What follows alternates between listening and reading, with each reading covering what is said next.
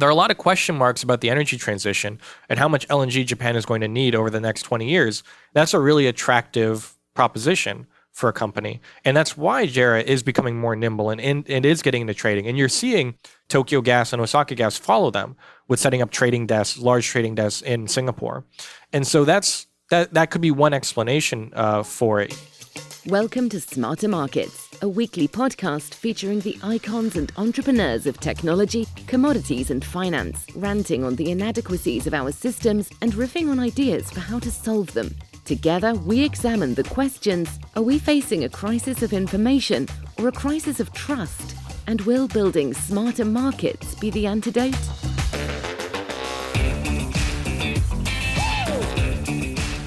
Hi, Stephen. Thank you very much for joining us on Smarter Markets. And before we get going into LNG, I got to give you a Hoya Saxa.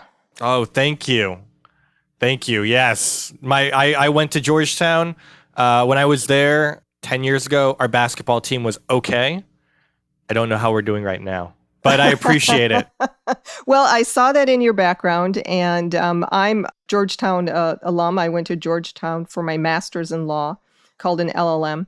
So when I saw that you went to Georgetown, I said, great, I have to give him the appropriate welcome. And then it also just made me wonder, before we get sort of started on LNG, just how did you end up from, Georgetown to Singapore with Bloomberg working in LNG? It seems like an interesting journey. So I'm just curious, what was your journey to LNG? I kind of fell into it, but I guess I fell in love with it because I am very passionate about LNG and natural gas. But my background when I was in high school and in college was studying Japanese in Japan. My high school had a Japanese course. I was lucky enough to be able to take that. And it was one of the few things that I really enjoyed studying. So when I got to college, I was like, what do I want to study? And I wanted to study Japanese and maybe do like an IR route or something like that. And Georgetown has a fantastic language program. So I decided to go there. And through my studies, I just became more passionate and interested in Japan. And as you know, Japan, well, until this year, is the world's largest LNG importer.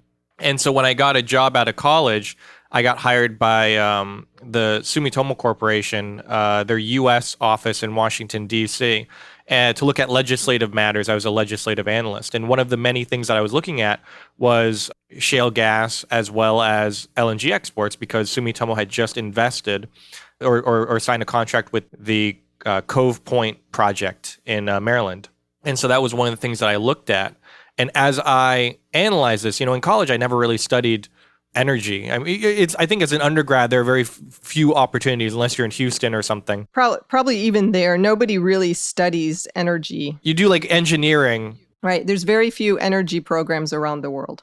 Which is unfortunate in a lot of ways because I'm very passionate about it, and I wish I could have learned more when I was younger. But I learned it on the job, and I became very passionate about it. I was writing a lot of reports internally. And the more I was writing, the more I realized, man, I would love to write for a wider audience, and I would really make a shift more to writing for folks everywhere. I kind of picked up a passion about, educating myself about energy topics. And there was a position opening up at Bloomberg in Tokyo for an energy reporter. And I thought, man, might as well try. I have no background in journalism, but I'm really passionate about it, and I know a little bit. So I applied and I got lucky to get hired. And that's how I kind of entered Bloomberg. And then after a while of writing about energy in Japan, I was writing a lot about LNG because Japan is such a large LNG importer. There was an opportunity to go to Singapore and kind of really take on the LNG beat in Asia, which was still kind of being defined because LNG is still a somewhat new, in terms of the spot market, it's still somewhat young compared to oil or other markets. So I kind of jumped over to Singapore in late 2018. And I've been there ever since. And I love it. I love writing about it. I love learning about new things. I love hearing about what people are doing and making stories, not just for, the LNG nerds like me. I'll write about, someone's selling a cargo to this person or this facility is offline, but also writing the larger articles that can go into Bloomberg Business Week that explain the market to a wider base of people, because LNG and natural gas is endlessly interesting. And I think that there are ways to explain it depending on who you're talking to kind of capture that audience. And that's what I really enjoy. Yeah. Well, you and I are both drawn, I think, to the history of LNG. And there's a few of us around the world. And I'm one of the, I was not a history major in school, but I'm one of the sort of believers in if you understand the history of anything, you have a better understanding of the market of today. You and I follow each other on Twitter, and well, let me ask you, what is your pinned tweet? Oh, yeah. Yeah, Hiroshi Anzai. Of course, I'm going to ask you about Hiroshi Anzai, which is a bit LNG nerdish, but really interesting and relevant. Yeah, it's super relevant. It's super important. But before I jump into that, Susan, this is the first time we're technically meeting, even though we followed each other and respond to each other's tweets for years. So this is a great, I do really appreciate that you invited me to be on this. It's great to meet you, talk to someone else who's as passionate as I am, and asking me about Tokyo Gas's Hiroshi Anzai, who has a very interesting background. Japan, as I was saying before, Japan is the world's biggest LNG importer, and they kind of pioneered how LNG works in a lot of ways. Before Japan began importing LNG, it was like they were sending a few ships on a Great Lake in the United States, or they were sending things between Algeria and the UK, but it was all very, small scale. It was all very experimental. No one was really looking at it like, how can we run an entire grid? How can we, send all this gas to a lot of households, primarily just with LNG? And so Tokyo Gas, Japan's biggest gas distributor, had an executive named Hiroshi Anzai. And this was, he was born in the 1800s, but he joined the company at the turn of the century, effectively. And he was with the company during a lot of the company's transition, because back in Japan, the way that Japan distributed its gas before LNG was it would take coal and they would gasify it. Same way with the rest of the world. And they would also take, oil and gasify it. And there was this transition to try to find ways to get a stable supply of gas to their customers. And Anzai read a report in a little journal, when he was a younger employee, about liquefied natural gas. And now these experiments being done in the UK and in the United States. And so he became enamored with the idea of bringing this liquefied natural gas to Japan, because the dream is that in a lot of ways, this LNG is cleaner than the coal or the oil that they were gasifying. Because at the time, they would have these giant plants in the Tokyo, Yokohama area, and the smog would be emitting, and it would be thick and deep. And there were real worries in Anzai's mind about the health of the people in Tokyo, not just the people who work there, but the citizens. And so in his view, he thought, man, if we can get to LNG and actually just use natural gas, which is cleaner burning than the other alternatives, we can really help, the air quality in Tokyo and the country. And this was like 1950s, 1960s. This was 1950s. Yeah, this was right after World War II. And so Japan was rebuilding, and they needed the energy. They had an enormous demand for energy, and because their economy was rebuilding. And so in the 50s, he kind of looked at it. But in the 60s is when he really, he would be going to the UK to see the experiments being done there. He would go to Alaska to talk to potential natural gas suppliers in the US, because the first LNG import into Japan was from the U.S. Right, from Kenai, Alaska, right? Exactly, yeah. People forget, that Conoco and those folks developed LNG there. And he was building this idea, but to everyone around him, he sounded crazy, because what he was suggesting effectively, and he was telling people, I want someone to drill gas in Alaska. I want them to put it into a giant refrigerator. I want them to freeze it. I want them to freeze it so much that it turns into a liquid. Then we're going to design special ships to take that liquid to Japan, and then we're going to put it in a heater when it gets to Japan, turn it back into gas. And by the way, this heater has been designed by no one ever before. All the experimental heaters have been very small. These are going to be huge. And then we're going to distribute it to homes in Japan. And by the way, when we do that, we're also going to have to upgrade our entire, pipeline system in Japan. We can't use the same pipes exactly that we use for the liquefied coal and liquefied oil. So this entire idea sounded mad, but he did it, and he convinced the right people that it was a good idea. He convinced Tokyo Electric, and he convinced Mitsubishi Corporation. And with them together, they built Japan's first LNG import terminal in Tokyo Bay, and they imported the first cargo in 1969, and it was a huge success. And, I'm skipping over a few things. There are some trials and tribulations along the way, and it cost a ton of money, but it worked out. And that's why Japan got to where it is today. And when I read your Twitter feed on that, I think I had mentioned I was doing like a little bit of a history project for Giganil, the gas importers group. And I said, well, I really want to use Stephen's, Anzai-san information. And they were excited about that because it's sort of not many people know about it, but you have a number of pictures posted with Hiroshi-san signing deals. And it just made me think, it always takes somebody to build an industry.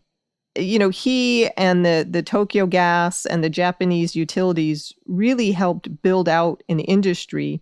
And, with, I guess, very little knowledge. There's not that many people that know the history. And so you had mentioned you might be writing a book, which would be great.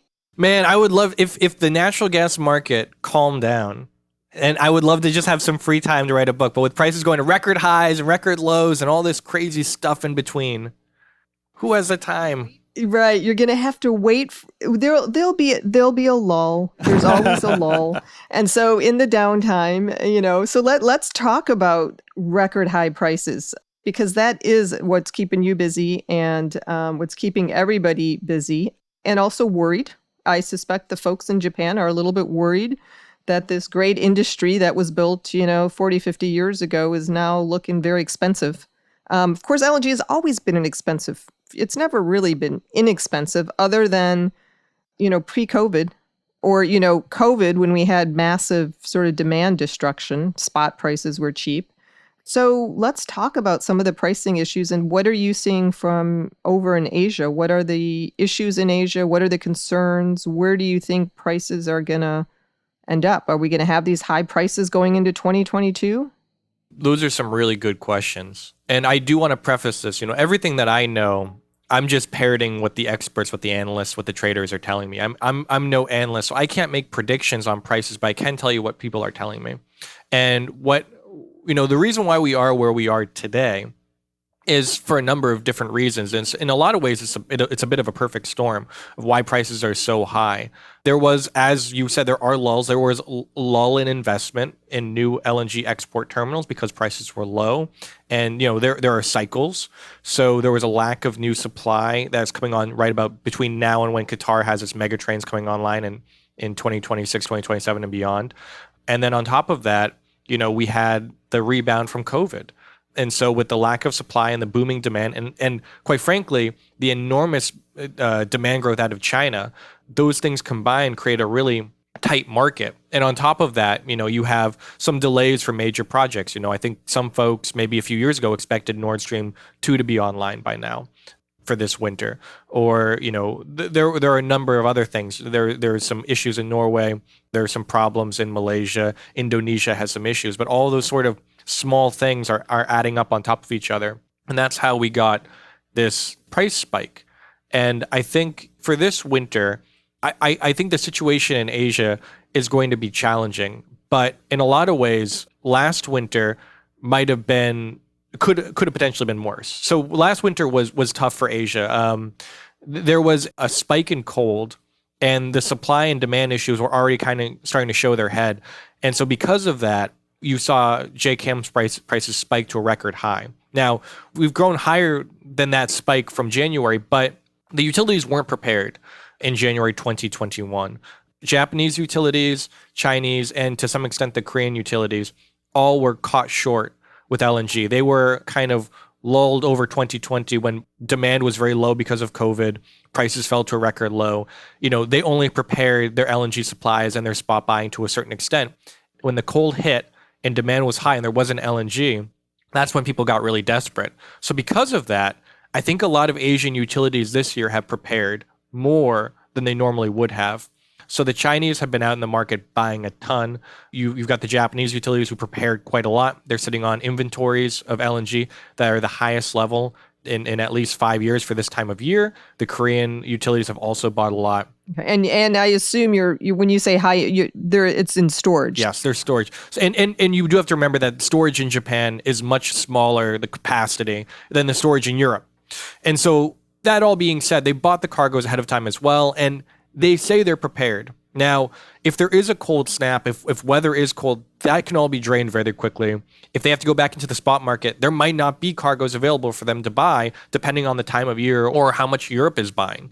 And so the situation for Asia is going to be challenging, but I think people are optimistic about this year. And maybe if prices rise to record, it will probably be because of Europe. And so now I'm going to Europe. I think Europe is in trouble. I think when you talk to analysts, when you talk to traders, when they talk about Europe, Europe is in a very difficult situation with their inventory levels and their ability to track LNG and difficulties with getting pipeline supply from certain producers. And, I think there's this view that really the only thing that can help Europe going forward is if Russia were to significantly boost, if they can, significantly boost supply to the region to help refill some of those inventories. And that's the challenge. And as European situation gets worse, the price of gas in Europe will go up. And as the price of gas in Europe goes up, that affects the Asian LNG benchmark, JKM, Japan Korean marker, and that will also go up because these markets are very connected. And so prices in Asia could hit a record high again, and could go even higher than where they were in October when it hit around $55 per MMBTU, which is wild.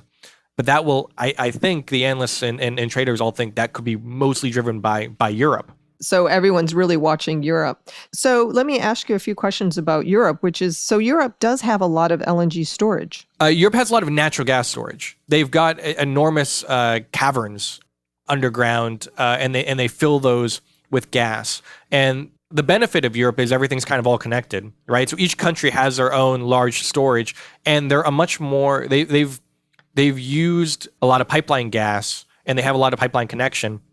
And so because of that, they've just developed this culture or the industries that have a lot of storage. So the storage capacity, I don't have the numbers in front of me, but the storage capacity in Europe is much larger than what China, Korea, and Japan have because, one, it is difficult to actually store physical LNG. So you need to turn it into gas. It's easier to store.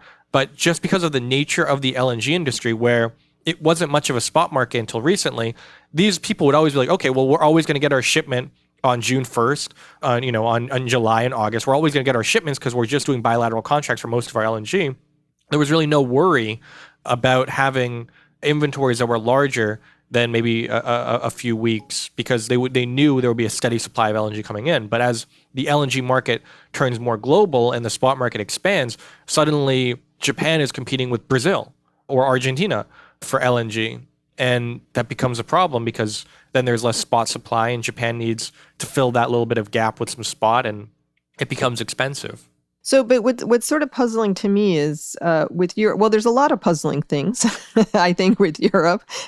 One is, okay, why wasn't that storage full when prices were low, all of 2020? So, and also there's something I read too, that apparently Gazprom may own a lot of the storage facilities and have been keeping more gas in Russia. So I'm just sort of curious, okay, did they miss the boat? Because there was plenty of LNG sloshing around during COVID and you could have filled up that storage. So did somebody, miss the boat, so to speak? Or, of course, Europe tends to blame Russia. And then Russia says, we're doing everything we're contracted to do, so don't blame us. And, ultimately, I guess I don't know who the consumer blames, probably everybody, but ultimately the consumer's really going to be hit hard in Europe this winter. So, yeah, in hindsight, when LNG was $1.80 per MMBTU, man, that would have been a great time to buy LNG. And when you look at just U.S., you're in the U.S., look at U.S. LNG, look at all those cargoes that were canceled. The argument for a lot of those cancellations were, okay, well, we're a Japanese company or we're a supplier. Our customers say they're full, they don't need anything, and we can't sell this LNG on the spot market because we're going to lose money. So that's why we're canceling all these LNG cargoes. And, 80 plus cargoes or something were canceled in 2020, and it just made economic sense. It wasn't about refilling inventories. And I think no one knew how bad the winter was going to be, how quickly inventories in Europe were going to be drained. And also, winter was long in Europe. It was cold going into, March and April in Europe. And so that they were still draining the inventories. And Japan and Korea and China were buying up a bunch of LNG because they want to be prepared for the summer. And so, there were problems with Norwegian supply and Algerian supply. And so those things combined. So the glasses of hindsight, everything, when you look at everything 2020, well, yeah, of course, man, we should have been buying more cargoes. We should have been buying cargo strips. We should, ahead of time. We should be buying all the LNG from Sabine Pass Train 6, that's coming online right now. Like it would have made a lot of sense. But at the time, it didn't.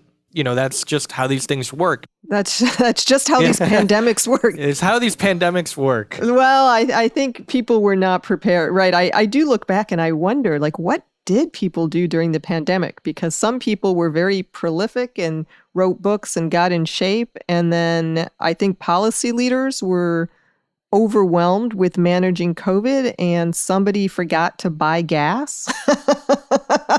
Oops, somebody forgot to fill up the gas storage while they were worried about COVID. I think it was also challenging to figure out how COVID would affect gas demand, because for oil, it's easy. People aren't driving their cars. People aren't flying.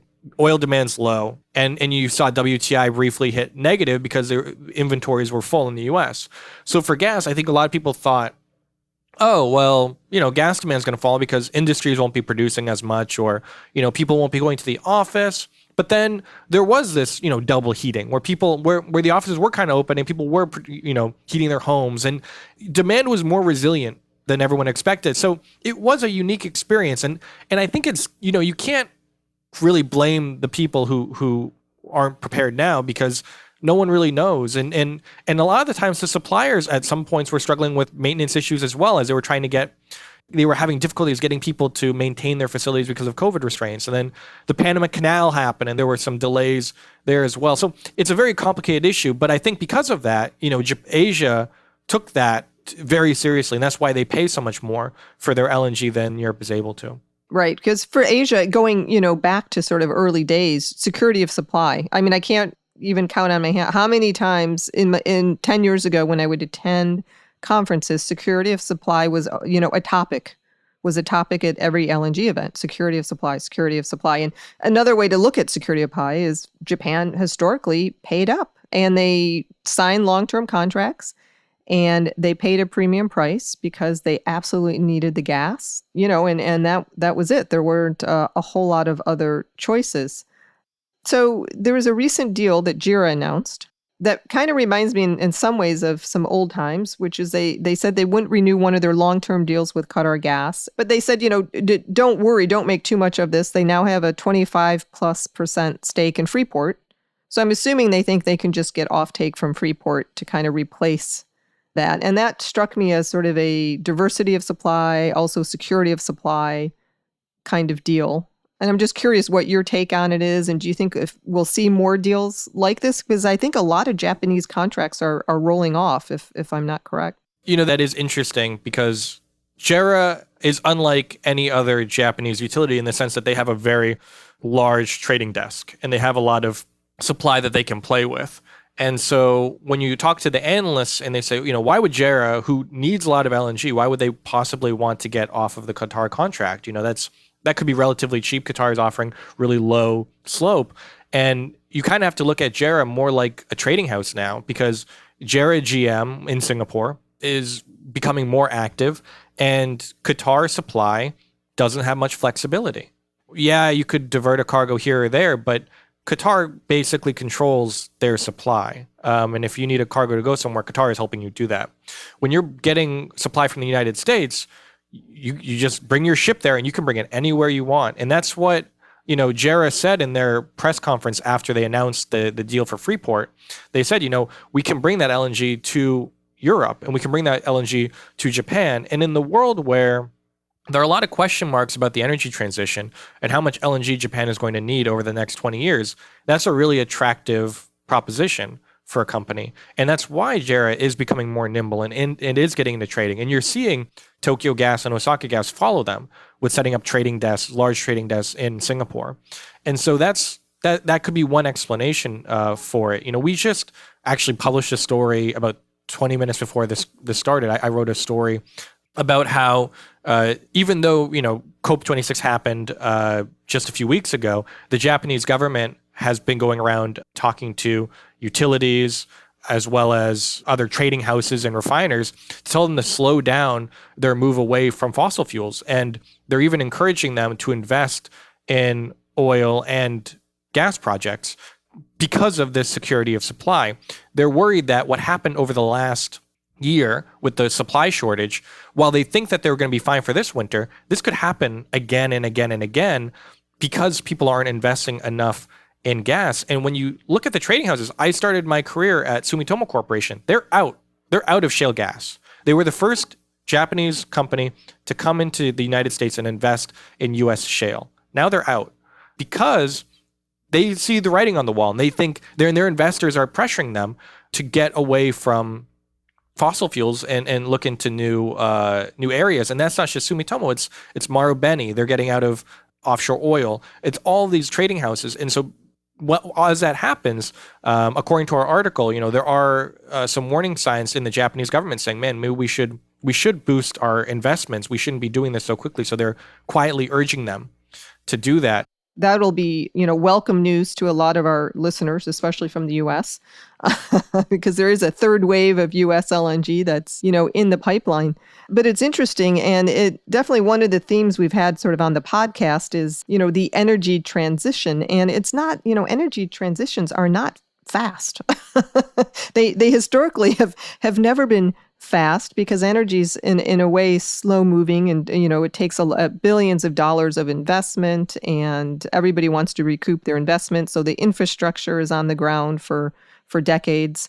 And you mentioned with Japan, pipelines are configured for gas, so what are we going to do about that? And technology has always sort of come along, but some people I think assume I'm a fossil fuel person. I mean, I did work at Chevron, but I really don't have a dog in the fight. I really just think of myself as a consumer, and anything is fine. But, when people start to talk about getting rid of gas now isn't clean enough, I'm like, well, give me an alternative. And I just haven't seen it, right? It's not hydrogen yet. Nuclear, I guess, and Japan has a lot of nuclear. So nuclear's an option, but, Japan had that horrible Fukushima event. That sort of scared a lot of folks away from nuclear. So there's not many other options out there. And so it sounds like the Japanese officials, in my view, are doing the right thing, saying, wait a second, before we really shun natural gas, let's make sure there's an alternative. I think the industry is in a bit of a crossroads because the IEA is coming out and they're saying, to hit the most ambitious climate goals of keeping the world from warming 1.5 degrees Celsius from pre-industrial times, we do need to stop investment in oil and gas. And I think that message is being read differently in different regions. And you can see that in the articles that we write and the analysts that we talk to, with the US and Europe responding quite differently than Asia. And what you mentioned is the view of a lot of governments and traders and utilities that gas is going to be needed. But in a lot of ways, you look at what Anzai-san did. I don't think anyone expected LNG to be built as such an important part of Japan's energy mix in the span of 20 years and get Indonesia and in Malaysia and all these, the Japanese went around the world effectively investing in these facilities to build up this enormous base. And so with that mindset, if you have that mindset of innovation, and if you have that mindset, man, we can do this with ammonia, we can do this with hydrogen. If you can get the right person and the right team to dream it, potentially there is a way to do it. But then there is a view, of course, from other folks who think that, well, just as a backup, we shouldn't put all of our eggs in one basket, and we have to keep investing in fossil fuels because we have to keep our lights on and keep our economy running. So there are diverging views. I also, I have no opinion. As a journalist, I don't have an opinion. I just chronicle it. Right. That's sort of how I feel. I think LNG is an interesting industry. Other industries are interesting, and let's see what develops. And at the moment, gas seems to be still in the it's a great option at the moment. In 20 years, maybe we'll be having a podcast. Well, I'm sure someone will be having a podcast about hydrogen. Well, maybe not, actually, because 20 years ago, I had a student in my international trade class. I used to teach WTO and the environment. And one of my students referred me to Jeremy Rifkin's book, The Hydrogen Economy. So that was 20 plus years ago. So hydrogen does seem to come up same with carbon capture, every 10 to 20 years, and maybe a little bit of progress is made, but so far, hydrogen hasn't emerged really as a fuel source. Carbon capture hasn't really materialized either, I think, like people would like it. Doesn't mean people aren't still working on it, and so maybe we'll see those two take off in the near term, but it seems like at least in the near term, we're going to be using as much and probably more gas going forward. I think for Japan and China and North Asia, it is challenging. There are a lot of barriers and hurdles for them to get away from gas because first they have to get away from coal. And they don't have enough nuclear capacity or other baseload capacity or the batteries to do that. One thing that the governments are looking at, Korea and Japan especially, is offshore wind. And they're looking at that really aggressively. And that could be an answer because these facilities are going to be... Have you seen these pictures of the scale of these offshore wind? I'll have to say, they're huge. They're modern marvels of engineering. And there are challenges, of course, there are challenges with everything. And there's challenges with, getting that built. But that's something that these governments are also doubling down. So there are options, but there are just as many options. There are as many hurdles to get away from natural gas. And that's why in our report, the Japanese government is worried about investment because if there isn't enough investment in upstream supply, then potentially, these supply shocks could become more common in the future. Absolutely. So what is the mood? And, I guess sort of related to that, one of your colleagues had an article about potential bankruptcies in the Japanese power markets. And so I'm curious what your take on that is. Because there have been a number of bankruptcies in the power sector. It's Singapore, I think, and now Japan may be facing more. And so what's your view of that? In the last 6 months, they're actually power retailers. So they're not power generators. Power generators are doing great. It's the people who buy the power and then they retail it. They sell it to you and me, households. And so I don't have the same power provider as I did 3 months ago. But in Singapore, my power provider went bust. And so I have a new power provider. So this is what happens. Power prices are rising because of higher gas, oil, coal prices, right? And if in the UK in particular, there have been some days where there hasn't been enough wind, and there was a power line from mainland Europe that was down, and there was also high gas prices. So all those things combined created a huge surge in UK wholesale power prices. These electricity retailers, the people who provide us with energy, sell us energy at a fixed rate. Our energy, unless there are some contracts that are linked to wholesale prices, but for the wide majority of prices are a set rate, and we buy it at a set rate. So these energy providers are selling the electricity to us at a set rate, but the energy that they're buying is at a record high. And then they go bankrupt because it doesn't match. They have to close. They can't pay for it. They don't have enough money. And so that's what's happened in the UK. It happened in Singapore as well because of a supply problem with some pipeline gas that forced power plants to reduce their output. And in Japan, there's a fear that this could happen as well because you're already seeing inclinations. Power prices in Japan, while not as high as where they were in the UK and Singapore when these retailers went bust, Japanese wholesale power prices are the highest level for this time of year ever. They're around trading between 20 and 35 yen per kilowatt hour. I wish I could do the math in my head real quick to translate that into dollars per megawatt hour, but it's high. Take my word for it. It's never been this high for this time of year. And so that puts pressure on some of Japan's retailers. Now, Japan liberalized their power market in 2016, and they have over 700 power retailers. Some of them are big. Some of them are like Tokyo Gas. They started a power retailing arm. They sell power. They're big. They'll be fine. They do hedging. They have some power generation capacity. They'll be okay. but there are literal mom and pop shops that have like 30 or 40 customers, and they're maybe sponsored by the town, or there's a local municipality that started up a power retailer to kind of help as like a co-op sort of thing. And those are the folks who are in trouble, because if they depend on the spot market and power prices are rising and they have to sell the electricity to households at a fixed rate, that's some bad news. Now, when you take a step back, in the midst of this huge energy crisis, the folks who are worse off are probably these power providers. But because of the contracts that we sign, you and me, the regular people, it's unlikely that we're going to be facing huge jumps in prices. In a lot of ways, the system that's in place, we're protected by these retailers effectively going bust.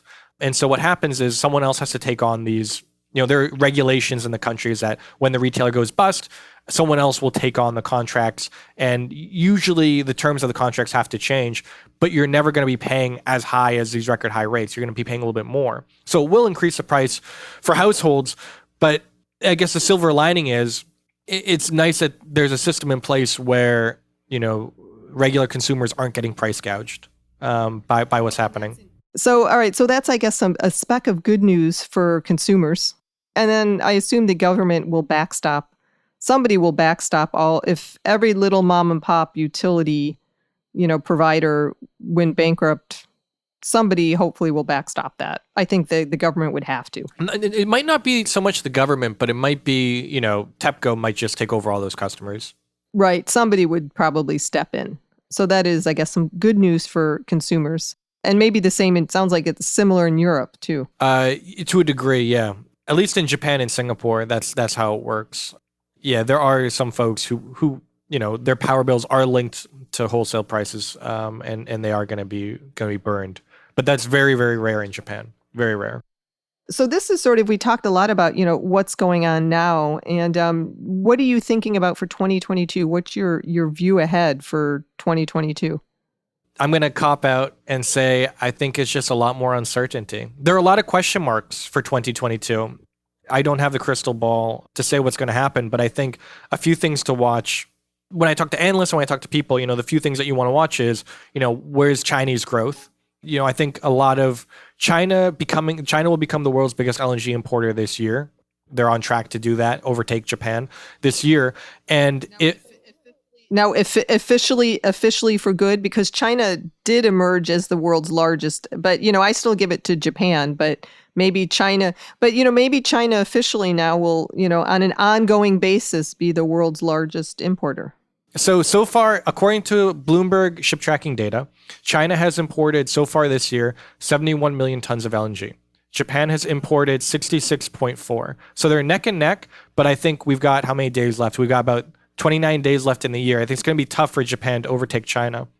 So China will, according to Bloomberg ship tracking data, which is under a Hoigo, you can see that most likely China will become the world's biggest LNG importer, which is, listen, I mean, the whole reason, this goes back to the whole reason why I'm in this is because Japan was the biggest. And I studied Japanese and I got into this, and that's kind of how I fell into it. So it is, in a strange way, bittersweet. So anyway, looking forward, Chinese demand growth has always surprised folks, I think, more often than not. And so how much more China imports and how quickly they get their import terminals online and how much the government pushes for them to secure more international supply. When you look at just the last few months, China has signed so many deals with U.S. LNG exporters. And the big one, it was Sinopec and Venture Global, right? Sinopec, Venture Global, and then they signed a couple with Cheniere too. Right, exactly. Sinochem and some other folks. But the Venture Global one, it was huge. It's a huge deal, and it's for their future plant. Not the one, there is some supply coming from their new plant they'll be turning on very imminently.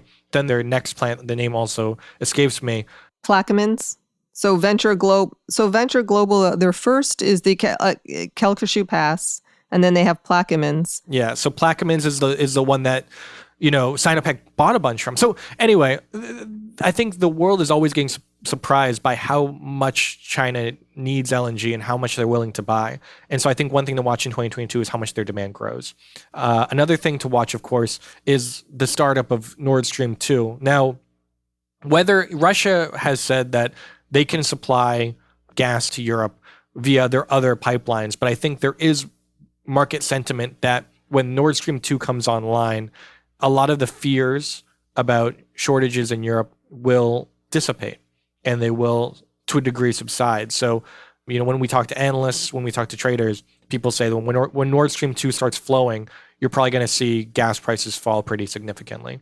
So it's interesting to say, some people say when Nord Stream 2 comes online because that pipeline's already built. And then some people pretend like the pipeline hasn't been built. And they say, like, if Nord Stream 2 is built. I think the market view, and when we talk to analysts, it will come online. Now, whether it comes online in February or September, there is a wide range of people with different views. So whenever it comes online, that's something to obviously, that's going to be a big event for 2022. And then also, FIDs. There are a lot of, we're talking about the U.S. quite a bit, but there are a lot of U.S. projects that are signing deals. And we could see some FIDs or some more deals, especially as the Japanese government is out there urging their companies to invest in upstream supply. And especially as Australia also came out and said they have to develop one more gas field by the end of the 2020s to help, alleviate these supply shocks that are happening in Europe right now.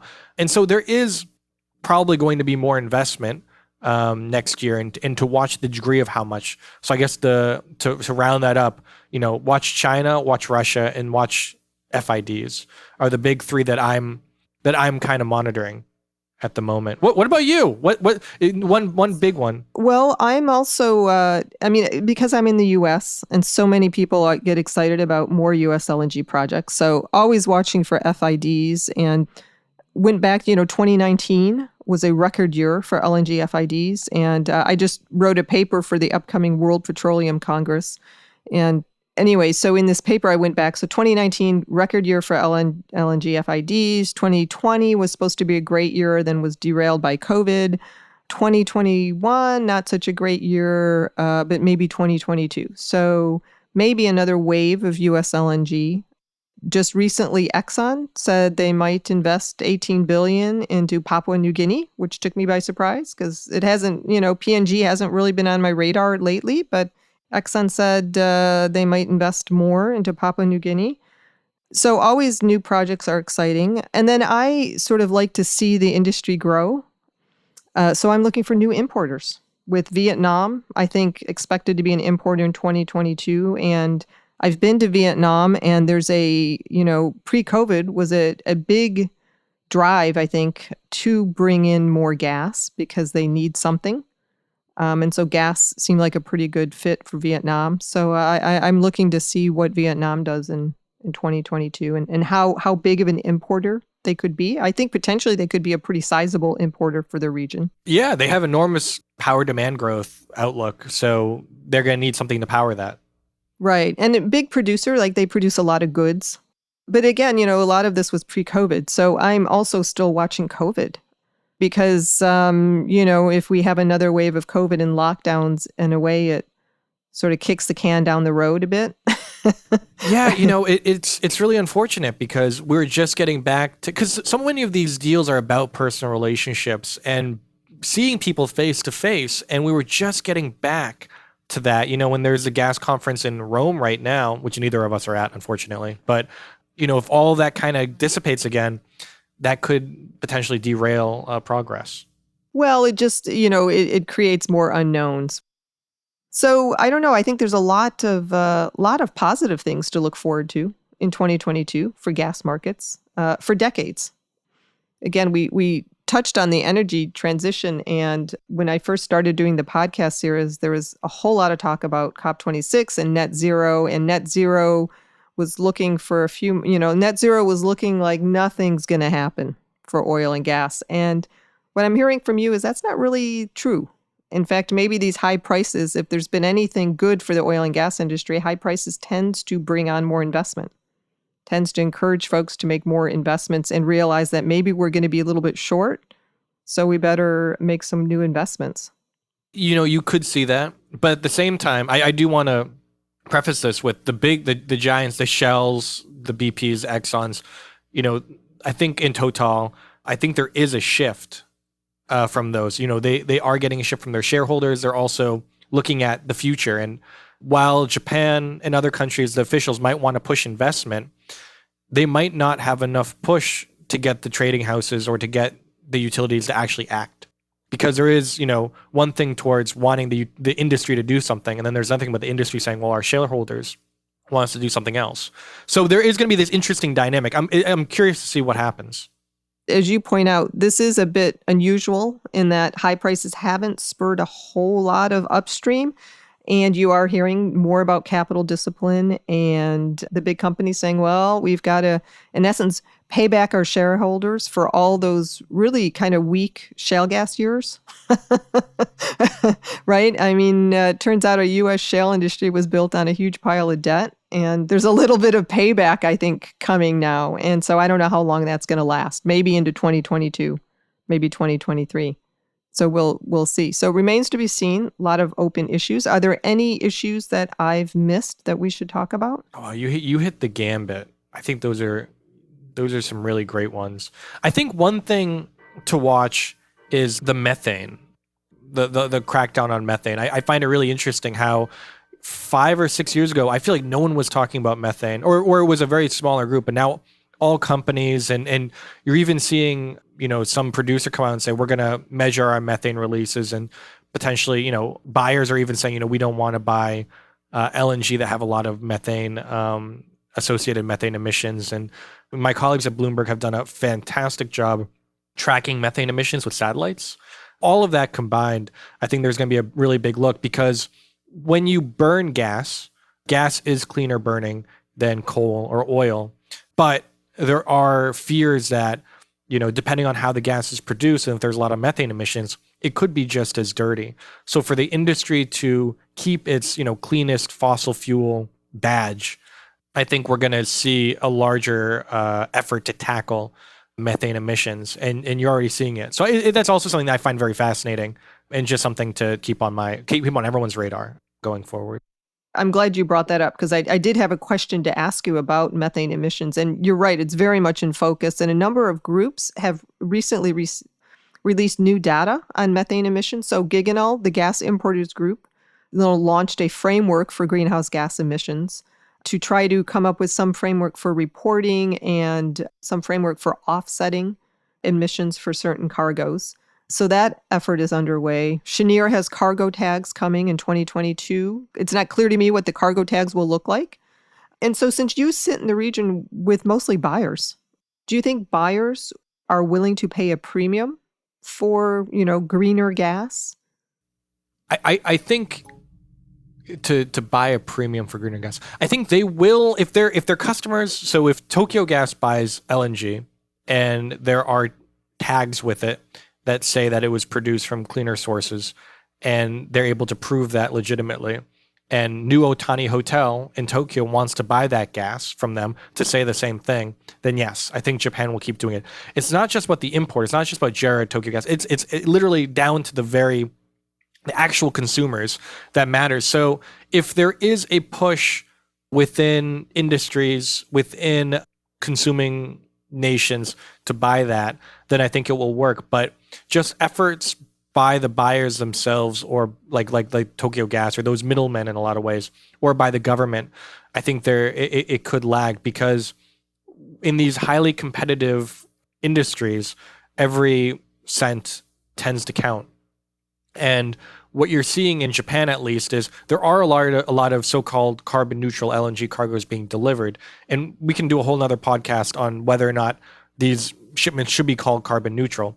But there are a lot of deals being done, but a lot of times just one company doing one deal. And then after that, you don't hear about it again. And there is some criticism from analysts and people within the industry who say, well, they're doing this for PR purposes. They're just buying one cargo to make a press release, and that's it. This isn't a sustainable thing, because at the end of the day, an importer doesn't really need to pay more. There is no demand, there's no requirement, there's no regulations. They're just doing this to make it look good and put something on their report. And so when you see a sustained effort to purchase LNG that is from sources that you can say have low methane emissions or can be verified, then maybe that shows progress in the industry. But as of right now, whether there's an appetite, I think the analysts that I talk to say it's still too early to say.